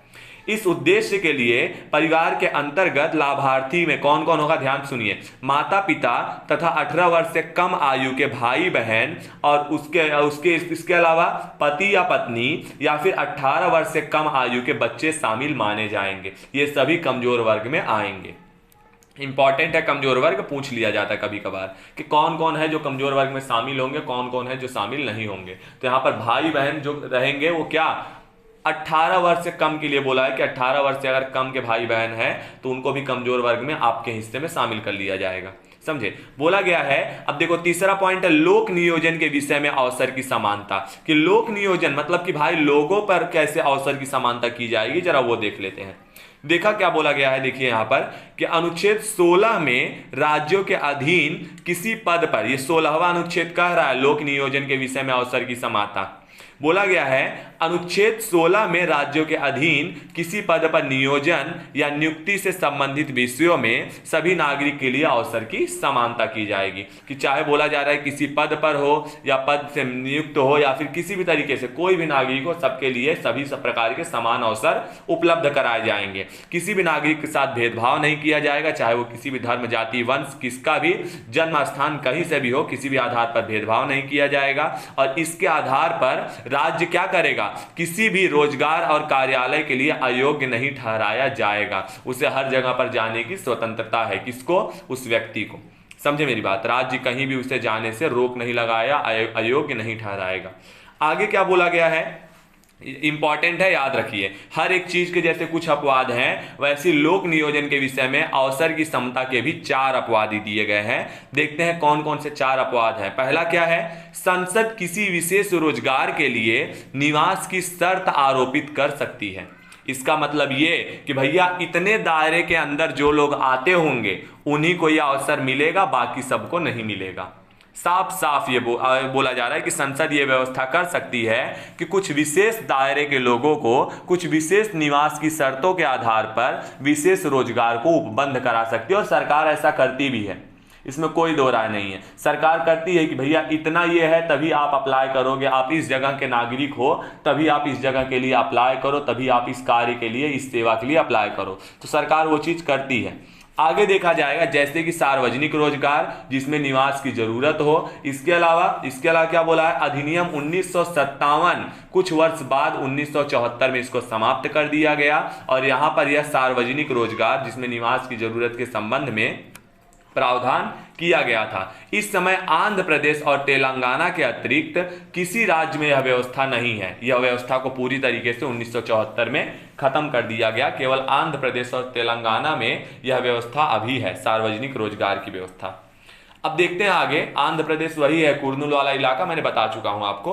बोला गया है राज्य नियुक्ति के आरक्षण की व्यवस्था कर सकता है या किसी पद को पिछड़े वर्गों के पक्ष में बना सकता है, कि भैया ये ऐसा पद है जो केवल और केवल पिछड़े वर्ग के, अनुसूचित जाति जनजाति के लोगों के लिए आरक्षित है, जिनका यहां पर बोला है जिनका कि राज्य में समान प्रतिनिधित्व नहीं है, वही चीज को बताया गया है। आगे बोला गया है विधि के तहत किसी संस्था या इसके कार्यकारी परिषद के सदस्य या किसी भी धार्मिक आधार पर व्यवस्था की जा सकती है। इस बारे में संसद को यह अधिकार है। समझे कि यहां पर कुछ विशेष अधिकारों को, चाहे वो धार्मिक आधार पर हो, किसी भी तरीके से यह व्यवस्था दी जा सकती है। सरकार को क्या अधिकार है कि वह आर्थिक रूप से कमजोर वर्गों के हित में नियुक्तियों अथवा पदों पर उनके लिए 10% आरक्षण का प्रावधान कर सकती है। और यह 10% आरक्षण पहले से, मैंने बताया कि जो पहले से आरक्षित सीटें हैं उनको छोड़कर यह 10% आरक्षण का प्रावधान है। इसी बात को बोला है कि 10% आरक्षण पहले से जारी आरक्षण के अतिरिक्त होगा, और इस उद्देश्य के लिए सरकार पारिवारिक आय तथा आर्थिक प्रतिकूलताओं के अन्य संकेतों के आधार पर समय समय पर क्या करेगी, ऐसे आर्थिक रूप से कमजोर वर्गों को अधिसूचित करती रहेगी। यह बताती रहेगी कि समाज का कौन सा वर्ग कमजोर वर्ग में आता है और कौन सा वर्ग कमजोर वर्ग में नहीं आता है। इंपॉर्टेंट है, आमतौर पर पूछा जाता है। दूसरा एक बहुत इंपॉर्टेंट है जिसका नाम है मंडल आयोग। इसका गठन किया गया था और देखते हैं उसका क्या क्या परिणाम हुआ है। चलो देखा, बोला ये गया है कि वर्ष 1900 कितना यहां पर 79 में मोरारजी देसाई सरकार ने क्या किया, द्वितीय पिछड़े वर्ग और यहां पर इनके लिए क्या किया, एक आयोग का गठन किया। संसद, यहां पर संसद सदस्य बीपी मंडल की अध्यक्षता में इसका गठन किया गया था। मैं फिर से बता रहा हूं, 1979 में मोरारजी देसाई सरकार द्वारा क्या किया गया था, पिछड़े वर्ग के लोगों के लिए एक आयोग का गठन किया गया था, और इस आयोग की अध्यक्षता कर रहे थे हमारे संसद के सदस्य बीपी मंडल, और इसीलिए इसका नाम क्या है, मंडल आयोग है। इसके सदस्यता कौन, इसकी अध्यक्षता कर रहे थे हमारे बीपी मंडल, और इसलिए यहां पर इसका आयोग, इस आयोग का मतलब नाम बीपी मंडल है। इंपॉर्टेंट है, पूछ लिया जाएगा। अनुच्छेद 340 के तहत संविधान पिछड़े वर्गों को लोगों की यहां पर शैक्षणिक और सामाजिक स्थिति की जांच करते हुए उनकी उन्नति के सुझाव प्रस्तुत करने की व्यवस्था करता है। आगे देखा जाएगा तो आयोग ने अपनी रिपोर्ट, देखिए ध्यान से सुनिए, 1900 कितना यहां पर 79 में इसकी व्यवस्था की गई, इस आयोग का गठन किया गया। इसने क्या किया, अपनी पहली रिपोर्ट 1980 में प्रस्तुत किया, और इसमें उसने क्या किया, 3743 जातियों की ऐसी पहचान किया, ध्यान से सुनिए, 3743 जातियों की पहचान किया जो क्या है, सामाजिक और शैक्षणिक आधार पर पिछड़े वर्गों में शामिल हैं। तो यहां पर वही लिखा है कि उसने पहली रिपोर्ट 1980 में प्रस्तुत किया, 3743 जातियों की पहचान की और कहा कि यह सामाजिक और शैक्षणिक आधार पर पिछड़े वर्गों में शामिल हैं। जनसंख्या में उनका हिस्सा करीब 52% था, जिसमें अनुसूचित जाति और जनजातियों को शामिल नहीं किया गया था। आप सोच सकते हो कि कितने बड़े लेवल पर पिछड़े वर्गों को शामिल किया गया था। अनुसूचित जनजाति और जातियों को छोड़कर, मतलब जो पिछड़े वर्ग के थे उनको छोड़कर, बाकी मतलब जिनके लिए विशेष आरक्षण है उनको छोड़कर इतने वर्ग ऐसे हैं, लगभग 52%, जिनको क्या किया गया, जिनको अलग से शामिल किया गया। तो बहुत बड़ी बात है। आप देखो तो पूरी दुनिया के गरीब भारत नहीं भरे पड़े हैं, ऐसा लगता है। बोला गया है आयोग ने अन्य पिछड़े वर्गों के लिए, लोगों के लिए क्या बोला है, सरकारी नौकरियों में 27% आरक्षण की सिफारिश की। इस तरह संपूर्ण आरक्षण अनुसूचित जाति, जनजाति और पिछड़े वर्गों का 50% हो गया। लो मजा आ गया, मतलब अगर 500 सीट आई तो 250 सीट किसके लिए होगी, देख रहे हो, अर्धशतक मारा जा चुका है, 50% सीटें दी गई हैं। तो यहां पर अगर 500 सीटें हैं तो 250 किसनी, पिछड़ी वर्गों के लिए है, बाकी में सामान्य लोग आएंगे, समझे। यही बोला है। इस वर्ष के पश्चात 1990 में वीपी सिंह सरकार ने क्या किया, सरकारी सेवाओं में अन्य पिछड़े वर्गों के लिए 27% सीट की आरक्षण की घोषणा कर दी। दोबारा 1991 में नरसिंह सरकार ने 2 परिवर्तन प्रस्तुत किए। पहला, ध्यान से सुनिए, 27% पिछड़े वर्ग के गरीब लोगों को प्रमुखता, जैसे कि आर्थिक आधार पर आरक्षण, और 10% किसके लिए, अतिरिक्त आरक्षण जो गरीबों के लिए थे, जो पिछड़े वर्गों के लोगों के लिए थे, और विशेष रूप से उच्च जातियों में आर्थिक रूप से कमजोर लोगों के लिए भी यह व्यवस्था कर दी गई। तो आप लोग निराश मत होना, आपके लिए यहां पर आरक्षण किया गया था लेकिन अब नहीं है, समझे। देख रहे हो कितना आपके बारे में सोचा गया है कि 10% ऐसे लोग होंगे जो बेचारे हैं तो उच्च जातियों में, लेकिन भाई आर्थिक रूप से बहुत कमजोर हैं, समझे। तो ऐसे लोगों के लिए भी आरक्षण किया गया है, इंपॉर्टेंट है, समझे। अब देखिए आगे क्या बोला है। प्रसिद्ध मंडल केस, जो कि 1992 में अनुच्छेद 16, यहां पर चौथा पॉइंट है, अनुच्छेद 16 का चौथा पॉइंट, इसके विस्तार में और व्यवस्था पिछड़े वर्गों के पक्ष में जिस रोजगार आरक्षण की व्यवस्था की गई है उसका परीक्षण उच्चतम न्यायालय द्वारा किया गया। और बोला क्या गया, यद्यपि न्यायालय ने उच्च जातियों के खास वर्ग के लिए, मैंने बताया कि 10% जो आरक्षण की व्यवस्था की गई थी उसको अस्वीकार कर दिया, तो फिर से आपके अधिकार छीन लिए गए। फिर भी अन्य पिछड़े वर्गों के लिए कुछ शर्तों के साथ 27% आरक्षण की संवैधानिक वैधता को बनाए रखा, कि आपके अधिकार छीन लिए गए, जो उच्च जाति के लोग हैं उनके अधिकार तो छीन लिए गए, लेकिन बाकी जो मतलब इनके आरक्षण से संबंधित अधिकार थे 10%, वो छीन लिए गए। बाकी 27% जो कुछ पिछड़ी जाति के लिए, ध्यान से सुनिए, दोनों जातियों के लिए अधिकार बने थे, उच्च जातियों के लिए भी और पिछड़ी जाति के लिए भी। उच्च जातियों के लिए 10% था और पिछड़ी वर्गों के लिए 27% था। तो 10% वालों को हटा दिया गया उच्च न्यायालय द्वारा और 27% वालों को यहां पर रखा गया। अब आगे देखेंगे, आगे क्या बोला गया है, ध्यान से सुनिएगा। बहुत इंपॉर्टेंट लेक्चर चल रहा है, बहुत इंपॉर्टेंट कंटेंट है, सवाल बनने के यहां से चांस भी है। बोला गया है अन्य पिछड़े वर्गों में क्रीमी लेयर की पहचान के लिए, ध्यान से सुनिए, एक समिति का गठन किया गया था। अगर आप नोट्स बना रहे हो तो उसमें लिख लो कि रामानंदन समिति का गठन क्यों किया गया था। तो क्रीमी लेयर की पहचान करने के लिए कि भैया किसकी वार्षिक आय है जो 6 लाख से कम की है। तो यहाँ पर उसका पहचान करने के लिए यहाँ पर रामनंदन समिति का गठन किया गया था। इसने 1993 में अपनी पहली रिपोर्ट प्रस्तुत की और इस रिपोर्ट को स्वीकार भी कर लिया गया। इंपॉर्टेंट है, आमतौर पर पूछा जाता है। प्रोन्नति में कोई आरक्षण नहीं है। इसके अलावा आरक्षण की व्यवस्था केवल शुरुआती नियुक्ति के यहाँ पर समक्ष होनी चाहिए। प्रोन्नति के लिए कोई खास आरक्षण केवल 5 वर्षों तक लागू रह सकता है। इस बात को कहां बताया, तो 1997 तक ही बताया गया, तो उसके बाद इसे भी खत्म कर दिया गया। आगे बढ़ेंगे तो केवल कुछ असाधारण परिस्थितियों को छोड़कर कुल आरक्षित कोटा कितना परसेंट है, 50% से ज्यादा नहीं होना चाहिए। साफ साफ लिखा गया है और यह नियम प्रत्येक वर्ष लागू होना ही चाहिए। साफ साफ बोल दिया है कि आप चाहे कोई अगर परिस्थिति है तो चलो कोई बात नहीं, लेकिन 50% से आरक्षित कोटा नहीं होना चाहिए। इस बात का हमेशा और आज भी ध्यान रखना पड़ेगा कि आप सुरक्षित कीजिए, सीटों का आरक्षण कीजिए, लेकिन 50% से ज्यादा सीटों का आरक्षण नहीं होना चाहिए। इस बात का भी आप ध्यान दे लीजिए कि भैया सब उन्हीं को दे दोगे तो भाई पीछे कुछ है ना, और भी लोग जैसे सामान्य लोग जिसे जनरल में रखा गया है बेचारे भूखे मर जाएंगे। चलो आगे क्या बोला जा रहा है, आगे बोला जा रहा है कि आगे यहाँ पर आगे ले जाने का नियम किसका है, कैरी फॉर यहाँ पर फॉरखंड नियम, जिसे कहा आगे ले जाने का मतलब विकास करने का नियम। जो पिछड़े वर्ग हैं उनके विकास करने का नियम, तो इसे क्या बोला है, रिक्त पद, जिसे बैकलॉग कहा जाता है, रिक्त पदों के लिए वैध रहेगा। लेकिन इसमें भी 50% के सिद्धांत का उल्लंघन नहीं होना चाहिए। सीट अंतिम टू अंतिम कितनी आरक्षित, केवल और केवल 50% आरक्षित होनी चाहिए। लेकिन उसमें भी बहुत सारे प्रावधान है, हमेशा 50% आरक्षित नहीं किया जा सकता।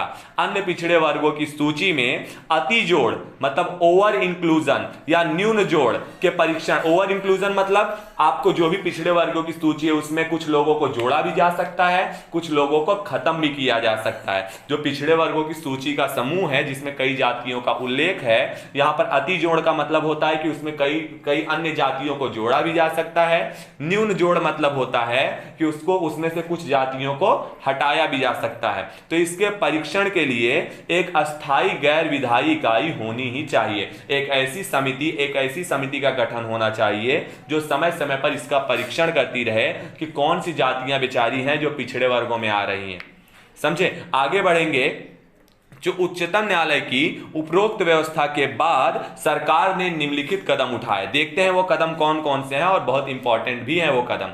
बोला गया है, देखो क्या बोला है, अन्य पिछड़े वर्गों में क्रीमी लेयर की पहचान के लिए मैंने आपको पहले ही बताया कि रामनंदन समिति का गठन किया गया था। इसने 1993 में अपनी पहली रिपोर्ट प्रस्तुत की जिसे स्वीकार कर लिया गया। संसद के अधिनियम 1993 में पिछड़े वर्गों के लिए राष्ट्रीय आयोग का गठन किया गया था और यह नौकरी आरक्षण के उद्देश्य से सूची में नाम जोड़ने व निकालने पर विचार करता है कि किनको आरक्षण की सूची में रखा जाएगा और किनको आरक्षण की सूची से निकाल दिया जाएगा। ऐसे एक राष्ट्रीय आयोग का गठन किया गया था जो केंद्र सरकार के तौर पर काम करती थी, मतलब केंद्र सरकार से जुड़ाव रखती थी। बोला गया है नौकरी में आरक्षण के लिए नागरिकों के किसी वर्ग के यहां पर परीक्षण वर्ग की सूची में शामिल होने योग्य, सूची में शामिल नहीं होने योग्य होने के बावजूद शामिल तथा सूची के बाहर असमाविष्ट होने संबंधित शक्तियों की जांच के लिए यहां पर अधिदेश प्राप्त था कि भाई कौन सूची में शामिल करने योग्य है, कौन नहीं है, कौन पिछड़ी जाति का है, कौन पिछड़ी जाति का नहीं है, किसको कमजोर वर्ग में शामिल करना है, किसको शामिल नहीं करना है। ये सभी अधिदेश, ये सभी अधिकार इस समिति को प्राप्त थे। आगे बोला है बाद में 102वें संविधान संशोधन अधिनियम 2018 द्वारा क्या किया गया। ये उस समय की बात कर रहा है जब आपका जन्म हो चुका है, तो जरा याद रखो। 2018 द्वारा आयोग को संवैधानिक दर्जा प्रदान कर इसके प्रकार्य भी विस्तार कर दिया गया और इस उद्देश्य के लिए संशोधन ने क्या किया, संशोधन ने संविधान में एक नया अनुच्छेद 338 बी को जोड़ दिया। आमतौर पर बहुत ज्यादा इंपॉर्टेंट है, जो पिछड़ी जातियों से जुड़ाव रखता है। फिर क्या बोला है, प्रोन्नति में आरक्षण को समाप्त करने के मामले में यहां पर 77वें संविधान संशोधन को 1995 में पास कराया गया। इसने अनुच्छेद 16 में नई व्यवस्था को जोड़ दिया जिसके तहत क्या थे, पिछड़ी जातियों के लिए कुछ विशेष उपबंध किए गए। इसके तहत राज्यों को शक्ति प्रदान की गई कि राज्य सेवाओं में, ध्यान से सुनिए, राज्य सेवाओं में और केंद्र सेवाओं के लिए भी आएगा, तो राज्य सेवाओं में पर्याप्त प्रतिनिधित्व होने की स्थिति न होने की स्थिति में राज्य के अंतर्गत सेवाओं में किसको शामिल किया जाएगा? अनुसूचित जाति और अनुसूचित जनजातियों को प्रोन्नति में एक विशेष आरक्षण दिया जा सकता है। बोला क्या गया है? प्रोन्नति का मतलब होता है बाबू, यहां पर प्रोन्नति का अर्थ होता है कि मतलब जब उनको बढ़ाने के लिए, उनके विकास के लिए, समझे? प्रोन्नति में आरक्षण मतलब विकास के लिए आरक्षण, मतलब विकास के लिए कि जो पिछड़ी जातियां हैं उनके विकास के लिए कुछ विशेष आरक्षण, तो आमतौर पर इंपॉर्टेंट है। आगे बोला गया है 2001 का 85वां जो संविधान संशोधन अधिनियम अनुसूचित जाति और अनुसूचित जनजाति सरकारी सेवकों हेतु आरक्षण नियम के तहत प्रोन्नति के मामले में परिणामिक वरिष्ठता की व्यवस्था करता है। और आपको पता होना चाहिए कि इसे पूर्वगामी जून 1955 से प्रभावी किया गया था। ये इंपॉर्टेंट है, 1955 से क्या किया गया? जब पूर्वगामी जून से इसे प्रभावित कर दिया गया था, प्रभावी कर दिया गया था, ये चालू है। अब बैकलॉग के बारे में, बैकलॉग का मतलब होता है, आपको बता दूं, रिक्त सीटें, खाली सीटें। तो खाली सीटों पर किन की भर्ती करानी है, कैसे, क्या, वही चीज बोला जा रहा है कि बैकलॉग रिक्तियों के संबंध में निर्णय को 21वें संविधान संशोधन, शुरू में देखो बैकलॉग आया था, अभी मैंने आपको थोड़ा देर पहले बताया कि बैकलॉग यानी रिक्त सीटों में आरक्षण की व्यवस्था कर दी गई थी, लेकिन अब क्या किया गया? 81वें संविधान संशोधन अधिनियम 2000 के तहत उसे रद्द कर दिया गया और इसने अनुच्छेद 16 में एक और व्यवस्था को जोड़ दिया। और इसके अतिरिक्त क्या था? इससे राज्य ने क्या किया? रिक्त आरक्षित पदों को अनुवर्ती वर्ष या फिर वर्ष में भरने के लिए शक्तिशाली बनाया कि जो आने वाला वर्ष होगा उसमें इसको भर दिया जाएगा, लेकिन इसे आरक्षित न किया जाए कि जो भी सीटें खाली हैं उन्हें आरक्षण को दे दिया जाए। बोला क्या गया है कि इस तरीके से आरक्षित वर्गों को उस वर्ष के जिसमें भर्ती हुई है यहां पर जिसमें भर्ती हुई साथ नहीं जोड़ा गया। वही मैंने बताया कि इसमें क्या किया जाएगा? जो भी सीटें खाली रहेंगी वो अगले साल भर दी जाएंगी, लेकिन इसमें आरक्षित वर्गों को नहीं शामिल किया जाएगा ताकि आरक्षण की 50% की सीमा का पालन किया जा सके। नहीं तो क्या है, 35 से यहां पर 27% दिया ही गया है, अगर कोई सीट खाली रहेगी उसमें और भर दिए जाएंगे, तो 50% की जो प्रतिशत की सीमा है उसका पालन किया जा सके, इसलिए बैकलॉग को क्या कर दिया गया? हटा दिया गया, रद्द कर दिया गया। तो वही लिखा है संक्षेप में, इसने बैकलॉग रिक्तियों में आरक्षण की 50% सीमा को समाप्त कर दिया गया, यही बात को लिखा गया है। अब आगे देखेंगे तो 76वें संविधान संशोधन अधिनियम 1994 में ने क्या बोला है? 1994 ने तमिलनाडु आरक्षण अधिनियम 1994 9वीं सूची में न्यायिक समीक्षा के तहत कितना? यहां पर 69% आरक्षण को 50% के स्थान पर स्थापित कर दिया। क्या 50% की जगह पर 69% आरक्षण की प्रावधान कर दिया कि 69% आरक्षण नहीं होना चाहिए, 50% चलेगा। फिर क्या बोला है? सार्वजनिक रोजगार में आर्थिक रूप से कमजोर वर्गों के लिए आरक्षण। अब देखिए, अभी तक शैक्षिक वर्ग में हमने देखा, अब कहां सार्वजनिक रोजगार में क्या व्यवस्था की गई है, इसको भी देखना बहुत ज्यादा जरूरी है। तो देखते हैं, बोला गया उपरोक्त अपवाद डी 103वें संविधान संशोधन अधिनियम 2019 द्वारा जोड़ा गया। इस प्रावधान को लागू करने के लिए केंद्र सरकार ने क्या किया? 2019 में भारत सरकार के असैन्य पद मतलब अधिकारी पद, देखो दो पद होते हैं, एक तो सैन्य पद, दूसरा असैन्य पद। तो जो असैन्य पद होते हैं उन्हें सिविल सर्विसेज बोला जाता है। तो आप सिविल सर्विसेज में जब आ रहे हो तो यह असैन्य पद है, कोई सैनिक वाला कार्य नहीं, आपको अधिकारी वाले कार्य करने हैं, समझे? तो यहां पर असैन्य पदों तथा अन्य सेवाओं में आर्थिक रूप से कमजोर वर्गों के लिए कितना? तो 10% आरक्षण संबंधित आदेश जारी किया है। इस आरक्षण का लाभ उन्हीं व्यक्तियों को मिलेगा जो पहले से जारी अनुसूचित जाति, अनुसूचित जनजाति या फिर पिछड़े वर्गों के लिए आरक्षण की व्यवस्था से अवरित नहीं है, समझे? जिन्हें यह मतलब यहां मैंने बताया था कि यह 10% क्या है? यह अन्य सभी आरक्षण को छोड़कर 10% की बात की जा रही है। तो इनमें किनको शामिल किया जाएगा? अनुसूचित जाति, अनुसूचित जनजाति, अन्य पिछड़े वर्ग, इनको छोड़कर अन्य जो लोग हैं उनको शामिल किया जाएगा। इस विषय में आवश्यक अर्हता का उल्लेख अनुच्छेद 15 में किया जा चुका है, मैंने अनुच्छेद 15 में आपको बता भी दिया। फिर क्या बोला गया है? पुनः निम्न शर्तों के पूरे उतरने वाले वैज्ञानिक और तकनीकी पदों का उच्च आरक्षण में मुक्त रखा जाएगा।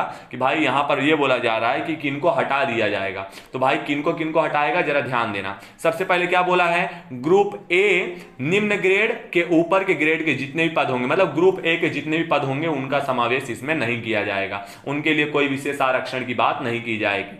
फिर क्या बोला है, वे मंत्रिमंडल सचिवालय के आदेश के अनुरूप वैज्ञानिक तथा तकनीक के रूप में वर्गीकृत हो, जिनके अनुसार प्राकृतिक विज्ञान तथा परिशुद्ध विज्ञान तथा व्यवहारिक विज्ञान की आवश्यकता योग्यता वाले वैज्ञानिक अथवा तकनीकी पदों का निर्धारण किया जा सकता है तथा अभ्यर्थी को उसी अनुरूप अपने विज्ञान का उपयोग और अपने कर्तव्य निर्वहन में करना होता है। तो ये सब क्या होंगे, इसके अंदर समावेश नहीं होंगे, मतलब जितने भी वैज्ञानिक तकनीकी खोज रिसर्च करने वाले हैं उनका समावेश इसमें नहीं होगा। आगे बढ़ेंगे तो पद शोध कार्य के लिए हो, बोला गया है पद शोध कार्य के लिए हो अथवा शोध कार्य के संगठन के मार्गदर्शन अथवा निर्देशन के लिए जो होगा उसके लिए भी यह विशेष उपबंध या आरक्षण नहीं है। इसके बाद बात करें तो एक बहुत ज्यादा इंपॉर्टेंट टॉपिक आता है जिसका यहां से सवाल दरअसल 2020 में, यहां पर 2020 में जो था यहीं से सबसे पहला सवाल यहां से बना था, अस्पृश्यता का अंत। समझे, बहुत इंपॉर्टेंट है अस्पृश्यता का अंत, मतलब छुआछूत जो था उच्च और निम्न वर्गों के बीच, यह एक क्या था, यह एक ऐसी कड़ी थी जो कभी एक दूसरे को जुड़ने ही नहीं देना चाहती थी। तो अस्पृश्यता नाम का शब्द जो था एक बहुत बड़ा अपने आप में अर्थ समेटा हुआ है। चलो इसको ही पढ़ते हैं कि इसका अंत कैसे हुआ। बोला है अनुच्छेद 17 क्या करता है, अस्पृश्यता को समाप्त करने की व्यवस्था और किसी भी रूप में इसका आचरण निषेध करता है कि अगर आप किसी भी रूप में अगर ऐसे आचरण करते पकड़े गए कि जो अस्पृश्यता को जन्म देता है तो आपके ऊपर कानूनी कार्यवाही की जाएगी। अस्पृश्यता से उपजी किसी नियोग्यता को लागू करना अपराध माना जाएगा, साफ साफ बोला गया है, जो कि विधि अनुसार दंडनीय होगा और इसके तहत आप दंड के क्या हो सकते हो, भागीदारी भी हो सकते हो। तो ये चीज करते पकड़े गए तो फिर ले लिए जाओगे रिमांड में। फिर क्या बोला है 1976 में अस्पृश्यता अधिनियम, 1955 में क्या बोला गया, 1976 में क्या बोला, अस्पृश्यता अधिनियम 1955 में मूलभूत संशोधन किया गया और इसको नया नाम क्या दिया गया, ध्यान से सुनिए, नागरिक अधिकारों की रक्षा अधिनियम। 1955 में यह नया नाम दिया गया किसको, अस्पृश्यता अधिनियम को, और इसमें विस्तार करके क्या किया गया, दांडिक उपबंध और सख्त बनाया गया कि भैया इसको क्या किया जाए, क्योंकि उस समय देखा गया कि कानून तो बन गया था, नियम तो बन गया था, लेकिन सही ढंग से पालन नहीं हो रहा था, अस्पृश्यता को खत्म नहीं किया जा सका था। तो यहां पर इसमें संशोधन किया गया, दांडिक उपबंध किए गए और इसे और ज्यादा सख्त और कड़ा बनाया गया, कड़ाई और ज्यादा बढ़ती गई। आगे देखेंगे तो बोला गया है अधिनियम में अस्पृश्यता के प्रत्येक प्रकार को समाप्त करते हुए अनुच्छेद 17 में व्यवस्था सुनिश्चित की गई है। मैंने बताया अनुच्छेद 17 में आप देखोगे तो साफ साफ लिखा गया है अस्पृश्यता का अंत। समझे कि इसके तहत क्या होगा, किसी प्रकार की मतलब नागरिक वर्ग को कुछ भी हो उनको क्या अस्पृश्यता के अंदर छुआछूत या फिर भेदभाव नहीं किया जाएगा। फिर क्या बोला है, अस्पृश्यता शब्द को न तो संविधान में ही और न ही अधिनियम में परिभाषित किया गया। इसका मतलब ये कि जैसे आपको राज्य के बारे में बताया है कि राज्य कौन होगा, जैसे आपको विधि के बारे में बताया है कि विधि क्या होगी, आपको व्यक्ति के बारे में बताया है कि संविधान व्यक्ति शब्द से किसको बताता है, वैसे ही अस्पृश्यता के बारे में कुछ नहीं बताया गया है। लेकिन हाँ, अस्पृश्यता का साफ साफ मतलब बोला गया है, यहाँ पर न्यायपालिका ने बताया इसका मतलब, न्यायपालिका ने बोला इसका मतलब हम बताते हैं कि अगर आपका कोई ऐसा आचरण होगा जो क्या होगा, किसी विशेष व्यक्ति को लेकर होगा, किसी विशेष जाति को लेकर होगा, जिससे क्या होता है उसके सम्मान को क्षति पहुंचती है, ऐसी कोई भी व्यवस्था, तो वो आपको क्या करेगा, दंड का भागीदारी बना देगा। ये बात का ध्यान रख लेना। तो देखते हैं अस्पृश्यता शब्द को ना तो संविधान में और ना ही उसके किसी अधिनियम में परिभाषित किया गया है। हालांकि मैसूर उच्च, यहां पर ध्यान सुनिए, मैसूर उच्च न्यायालय में यहां पर अनुच्छेद 17 के मामले में व्यवस्था की गई है कि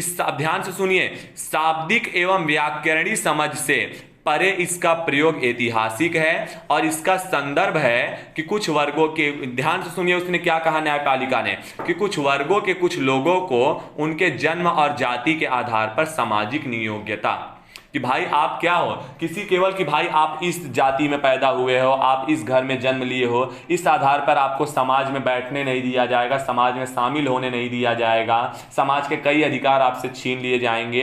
यह सब अस्पृश्यता के अंतर्गत आते हैं और इसके तहत आप पे कानूनी कार्यवाही की जाती है। और यही बोला गया है कि अतः कुछ व्यक्तियों को क्या कर दिया जाता है, सामाजिक बहिष्कार, धर्म संबंधित सेवाओं इत्यादि से बहिष्कार कर दिया जाता है। कि पूजा पाठ करने की, आपको पता है ना कि जो निम्न वर्ग के लोग रहा करते थे, पूजा पाठ करने की, गायत्री मंत्र के उच्चारण की, ये सब चीजों की स्वतंत्रता नहीं थी उन्हें। तो ये सब चीजों को खत्म किया गया कि भैया ऐसा कुछ नहीं होना चाहिए, चाहे धार्मिक रूप पर चाहे सामाजिक रूप पर उनका बहिष्कार नहीं होना चाहिए, अथवा आप दंड के भागीदारी बन जाओगे। फिर क्या बोला है, उच्चतम न्यायालय ने अनुच्छेद 17 के तहत यह व्यवस्था दी कि यह अधिकार निजी व्यक्ति और राज्य का संवैधानिक दायित्व होगा कि इस अधिकार के हनन को रोकने के लिए जरूरी कदम उठाएं। कि जब भी इस अधिकार का क्या होगा, हनन होगा, इस अधिकार में कमी की जाएगी, तो राज्य क्या कर सकता है, राज्य से यहां पर जरूरी कदम को उठा सकता है। ऐसा काम करने वाले व्यक्ति को दंडनीय दंड दे सकता है अपराध का।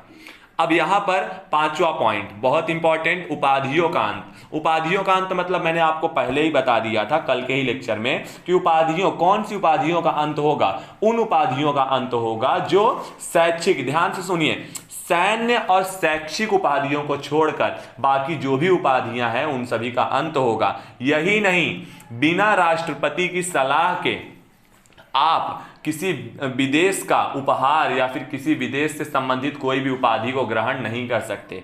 ध्यान से सुनना, आप बिना राष्ट्रपति की सलाह के विदेश द्वारा किसी भी उपाधि को ग्रहण नहीं कर सकते। ध्यान से सुनना, यह आपकी नागरिकता के खिलाफ है। ध्यान से सुनिए क्या क्या बोला गया है। मैंने बताया कि उपाधियों का अंत होगा, लेकिन कौन सी उपाधियां, तो आपकी शैक्षिक उपाधियां, जैसे जो है, जैसे आपने पीएचडी किया और आपके नाम के आगे डॉक्टर लगने लगा, तो यह आपकी शैक्षिक उपाधि है। इसके अंत के बारे में नहीं बोला गया है कि आपने कोई अगर वो किया, जैसे कि आपने क्या किया, शादी किया, आप मिस्टर बन गए, तो यह भी आपको एक उपाधि मिल गई, तो इसका भी अंत नहीं होने वाला, आप टेंशन मत लो, समझे। तो इसके अलावा ये बोला जा रहा है कुछ ऐसी उपाधि है जैसे राजा धीराज, महाराज, राजा, इसके अलावा नरेश बोला जाता है ना, कलिंग नरेश, यहाँ के नरेश, मगध नरेश, समझे। तो ये सब जो भी होते हैं, ये सभी उपाधियों को समाप्त कर दिया जाएगा और उनके केवल उनके नाम से उन्हें जाना जाएगा। तो देखते हैं क्या बोला है। अनुच्छेद 18 उपाधियों को अंत करता है, इसके संबंध में 4 प्रावधान करता है। पहला प्रावधान देखते हैं क्या है। पहला प्रावधान कहा है कि यह निषेध करता है कि राज्य, सेना या विधायी संबंधित सम्मान के सिवाय और कोई उपाधि प्रदान नहीं करेगा। राज्य क्या करेगा, राज्य या तो सेना की कोई उपाधि दे सकता है या फिर विधायी संबंधित, जैसे कर्नल, जर्नल, ये लेफ्टिनेंट, ये सब होते हैं, ये सब उपाधियां हैं जो कि सेना की उपाधियां हैं। तो ये सभी उपाधियां, इसके अलावा विद्या की उपाधियां, डॉक्टर, ये सब क्या है, ये सभी उपाधियों को छोड़कर अन्य कोई सी उपाधियां प्रदान नहीं करेगा। इसके अलावा यह निषेध करता है कि भारत का, ध्यान से सुनिए, यह निषेध करता है कि भारत का कोई नागरिक विदेशी राज्य से कोई भी उपाधि प्राप्त नहीं करेगा तब तक जब तक राष्ट्रपति उसको इस बारे में आदेश नहीं देता। आगे, कोई विदेशी राज्य के अधीन लाभ या विश्वास के किसी पद को धारण करते हुए किसी विदेशी राज्य का कोई भी उपाधि राष्ट्रपति की सहमति के बिना स्वीकार नहीं करना है। इंपॉर्टेंट है, आमतौर पर पूछा जाता है, समझे कि राष्ट्रपति। अब देखो सवाल क्या आएगा कि यदि राष्ट्रपति की सलाह हो तो आप विदेशी उपाधियों को धारण कर सकते हैं, ग्रहण कर सकते हैं, अपना सकते हैं। तो यहां पर बताइए ये कथन सही है कि नहीं, तो यह कथन बिल्कुल सही है, समझे। आगे बोला गया है, राज्य के अधीन लाभ या विश्वास का पद धारण करने वाला कोई व्यक्ति किसी विदेशी राज्य से या उसके अधीन किसी रूप में, मैंने बताया, कोई भी भेंट हो, उपलब्धि हो या पद हो, बिना राष्ट्रपति के सहमति के स्वीकार नहीं करेगा। इंपॉर्टेंट है। आमतौर पर देखते हैं जैसे कौन कौन सी उपाधियों के बारे में बात कर रहा है, जैसे वंशानुगत उपाधियां, अभी वही सब चीजों के बोला गया। जैसे उपरोक्त प्रावधानों में यह स्पष्ट किया गया है कि औपनिवेशिक शासन के समय पर दिए जाने वाले वंशानुगत पद जैसे कि महाराजा, राज बहादुर, राज साहब, दीवान बहादुर आदि को अनुच्छेद 18 के तहत प्रतिबंधित किया गया है कि ऐसी कोई भी उपाधि आपको नहीं मिलेगी, समझे, क्योंकि ये सब क्या है, राज्य के समक्ष समानता के अधिकार के विरुद्ध है। कि आप अगर अपने आप को महाराजा बता रहे हो तो आप औरों से भिन्न बता रहे हो और ये तो समानता के खिलाफ है, तो आप इसको नहीं अपना सकते, आपको ये उपाधियों को खत्म करना होगा, समाप्त करना होगा। इंपॉर्टेंट है, पूछ लिया जाता है। चलो अब आगे देखेंगे तो यहां पर क्या दिया है। 1996 में उच्चतम न्यायालय ने जिन उपाधियों को संवैधानिक वैधता को उचित ठहराया था उनमें ध्यान से सुनिए, पद्म विभूषण और पद्मश्री, यह न्यायालय से कहा गया कि यह पुरस्कार, क्या न्यायालय ने क्या कहा, न्यायालय ने कहा कि यह पुरस्कार उपाधियां नहीं है, अतः क्या अनुच्छेद 18 में वर्णित प्रावधानों को इससे क्या करना पड़ेगा, इसका उल्लंघन नहीं होगा। ध्यान से सुनिए, यहां पर अगर कोई भी मतलब पद्मश्री, पद्म विभूषण, तो आप देखोगे कि उनके नाम के आगे लगता है पद्मश्री फलाना, पद्मश्री ढेकाना, ऐसे बहुत सारे नाम होते हैं, समझे। तो इनका क्या होता है कि आप जब भी इन उपाधियों को ग्रहण कर लोगे तो इनको क्या होता है, आपके नाम के आगे लिखा जाएगा पद्मश्री। जैसे रविंद्रनाथ टैगोर थे तो यहां पर उनको लिखा जाएगा पद्मश्री रविंद्रनाथ टैगोर, पद्म विभूषण रविंद्रनाथ टैगोर, ऐसे लिखा जाता है। तो वही है, बोला गया है कि यह उपाधियां नहीं है। तो इस तरीके से क्या होगा, अनुच्छेद 18 में जैसे कि कहा गया है कि उपाधियों का त्याग होगा, तो क्योंकि ये उपाधियां नहीं है तो यहां पर 18 की बातों का उल्लंघन इसके तहत नहीं होता है। इंपॉर्टेंट है। अब सवाल ऐसा बनेगा कि पद्म विभूषण, पद्मश्री और पद्म, जो यहां पर पद्म भूषण है, यह क्या है, यह उपाधियां मानी गई हैं कि नहीं मानी गई हैं। तो उच्चतम न्यायालय ने साफ साफ बोला है कि यह उपाधियां नहीं है, क्योंकि अगर ये उपाधियां होंगी तो आप अपने नाम के आगे इसका उपयोग कर ही नहीं सकते। उपाधियां क्या होती हैं, जिसका उपयोग आप या तो नाम के आगे करिए यानी कि यहां पर उपसर्ग के तौर पर, या फिर नाम के पीछे करिए यानी कि प्रत्यय के तौर पर, कि राजा धीराज, इसके यहाँ के नरेश, वहां के नरेश ये पधार रहे हैं। तो नाम आपको पता है कि आप रामायण या महाभारत देखे होंगे, तो उसमें जब एक राजा आने लगते थे तो कितना बड़ा उनके लिए एक जय घोष होता था। तो वो सारी चीजें हैं। बोला गया है कि यहां पर 18 में वर्णित किसी भी बात का उल्लंघन नहीं होता, क्योंकि इनको उपाधियां नहीं माना गया है जो राष्ट्रपति के द्वारा दी जाती हैं। इस तरीके से समानता के सिद्धांत के प्रतिकूल नहीं है। हालांकि यह भी व्यवस्था की गई है कि पुरस्कार पाने वालों के नाम के प्रत्यय या उपसर्ग के रूप में इनका इस्तेमाल नहीं किया जाएगा, अन्यथा उन्हें पुरस्कार को त्यागना पड़ेगा, वापिस करना पड़ेगा। इन राष्ट्रीय पुरस्कारों की स्थापना हुई 1977 में मोरारजी देसाई के नेतृत्व वाली जनता पार्टी ने क्या किया, उसका क्रम तोड़ दिया, लेकिन 1980 में इंदिरा गांधी सरकार द्वारा उसे पुनः प्रारंभ कर दिया गया। और यहां पर हमारा क्या हो गया, आप देखेंगे समता का अधिकार पूरी तरीके से खत्म नहीं हुआ। हमने बहुत अच्छी तरीके से पॉइंट टू पॉइंट पूरा एम लक्ष्मीकांत को कवर भी किया।